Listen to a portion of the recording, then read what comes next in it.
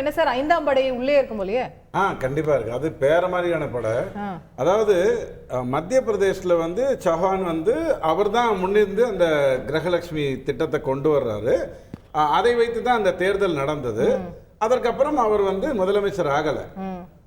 ஆனா திரும்ப வந்து மோடிக்கு கேரண்டி வச்சு தான் இந்த தேர்தல் நடந்தது. 25க்கு 25 வெற்றி பெற்றது. அவர் ட்ரெயின்ல வந்து கொண்டாடி இருந்தால் அது ஜனநாயகம். ஆனா அது சவாலா ஏன் மாற முடியாது அப்படின்னு சொன்னா, இங்க யாருமே வந்து நான் பெரியாளு நீ பெரியாள்னு காட்டல. காங்கிரஸ் மாதிரி G23ன்னு ஒரு அமைப்பே இருக்குங்க. காங்கிரஸ்ல ஒரு அமைப்பே இருக்குது. என்னன்னா மல்லிகார்ஜுன் கார்கே எலெக்ஷன் வரைக்கும் இருந்தது. இப்ப அது இல்லையா? சரி, அப்போ வந்து எல்லாம் காங்கிரஸ் மல்லிகார்ஜுன் கார்கே தலைமையை G23 எப்படி இப்போ உருமாறிச்சுன்னு நான் சொல்றேன். ஒரு வரியில சொல்லிடுறேன், ஏன்னா நமக்கு வேற வேலை இல்லை. அதாவது அமைப்பே இருந்தது, எதிர்ப்பு கருத்துக்களை தெரிவிப்பதற்காக அமைப்பே இருந்தது. அதுதான் பயங்கரமான ஜனநாயகம். செம்ம ஜனநாயகம். அது ட்ரெயின்ல வந்ததே ஜனநாயகம்னா அது எவ்வளவு பெரிய ஜனநாயகம். இப்ப கேள்வி என்ன அப்படின்னு சொன்னா, ஒரு சசி தரூர் நிக்கிறாரு, கார்கே நிக்கிறாரு. அவங்க அந்த எலெக்ஷனை நடத்திய விதம் பாருங்க. அவங்க சோனியா மேடமோட கார்கே பல இடங்கள்ல காட்சி தர்றாரு. சசி தரூர் வரும்போது இங்க சத்தியமூர்த்தி பவன்ல ஜம்ப் பண்ணி குதிச்சுட்டு ஓடி போயிட்டாங்க.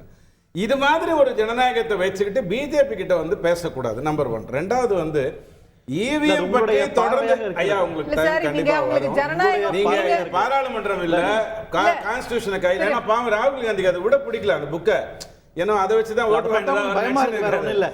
அந்த புத்தகத்தை பார்த்தா உங்களுக்கு பயமா இருக்கும். இல்ல அது இருக்கு. கான்ஸ்டிடியூஷனை பார்த்து நாங்க பயப்படுறதா இருக்கா இல்லையான்றது கேள்வி இல்ல. அது ஒளிக்கிறவங்க அதீதமா போயிட்டு இருக்குன்னு அவர் விமர்சிக்கிறார். பாருங்க, கான்ஸ்டிடியூஷன் ஒரு வரிக்கு உள்ள இருந்தே சேலஞ்ச் வர போகுதுன்றதா அது பிஜேபில அதுக்கான சாத்தியக்கூறுகளே இல்ல. அதுக்கான சான்றுகள் ஜனநாயகத்துக்கு வாய்ப்பே இல்ல.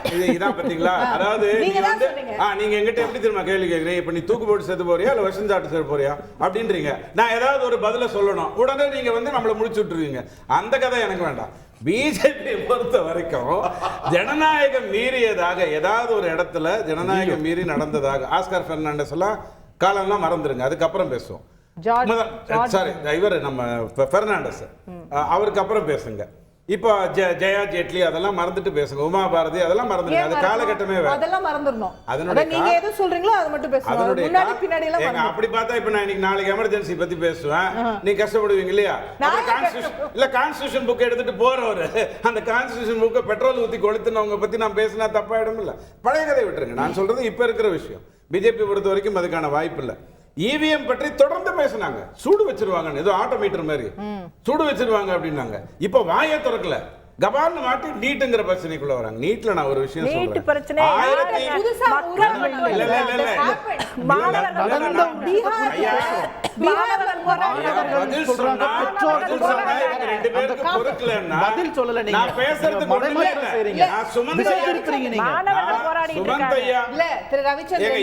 சூடு வச்சேன்னு சொல்லலையா?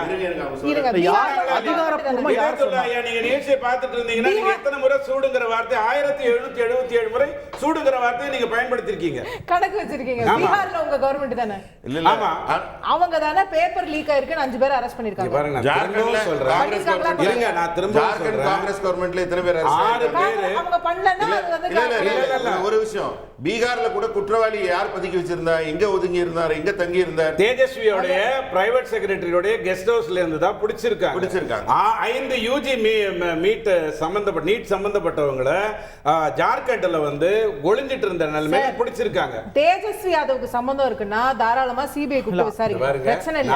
क्वेश्चन வந்து எக்ஸாம் கண்டக்ட் பண்றது யாரு? தேஜஸ்வி. இது வந்து நான் ஒரு நிமிஷம், மாணவர்கள் டெஸ்டிங் ஏஜென்சி, சென்ட்ரல் கவர்மெண்ட், மாணவர்கள் சம்பந்தப்பட்ட விஷயம். ஒரு நிமிஷம், சுமந்த் ஐயாக்கு நான் பதில் சொல்லிடுறேன். நீங்க பேசும்போது நான் குறுக்கிட மாட்டேன், எனக்குன்னு ஒரு இது இருக்கு. சுமந்த் ஐயா சொன்னதுக்கு நான் வந்துடுறேன். 24 லட்சம் பேர் எக்ஸாம் எழுதுறாங்க. நீங்க இதெல்லாம் கூட்டுங்க, 8, 9, 9:45, 7:45 எல்லாத்தையும் கூட்டுங்க. 1563 கையில வச்சுக்கோங்க. அதை தவிர கூட்டுங்க. என்ன சதவிகிதம்னு எப்போதும் பாருங்க. நீங்க போட்டிருக்கிற கார்மெண்ட், நான் போட்டிருக்கிற கார்மெண்ட்ல கூட 1% டாலரன்ஸ் உண்டு. 24 லட்சம் பேருக்கு 1% என்ன அதை நீங்க கூட்டி கொண்டு வாங்க, அதற்கப்புறம் அதை பற்றி பேசுங்க.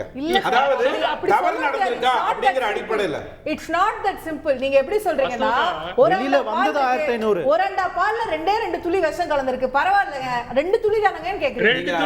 ஒரு டம்ளர்னு சொல்லணும், மறந்து போய் அண்டாண்டிங்க. ஏன்னா பிஜேபினா அப்படிதான் உங்களுக்கு நியாயமா வரும்.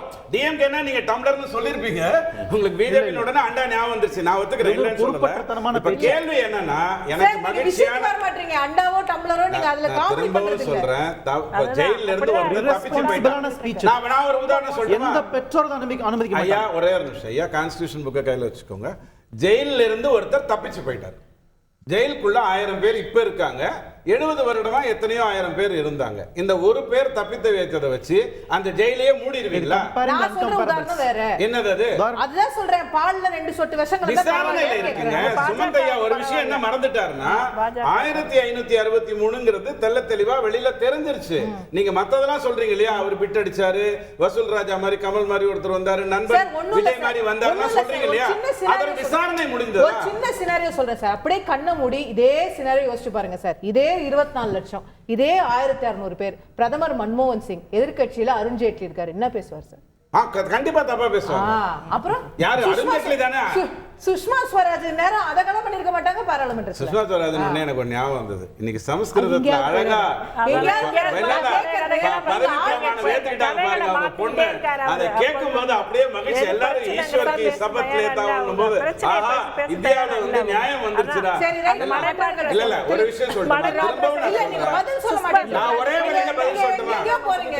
ஒரே வரியில பதில் எதிர்பார்க்க முடியல. நீங்க சொல்ற குற்றச்சாட்டு நீங்க சொன்ன குற்றச்சாட்டு நான் ஒரே வரியில பதில் சொல்லிடுறேன். ஏன்னா நான் வேற மேட்டர் பேசணுங்கிறதுக்காக தான் வந்தேன். நீங்க தான் பாராளுமன்றத்துல நீட்டை கொண்டு வர்றீங்க. நீட்டை கொண்டு வாங்க, உங்களுக்கு வேற மேட்டர் இல்ல.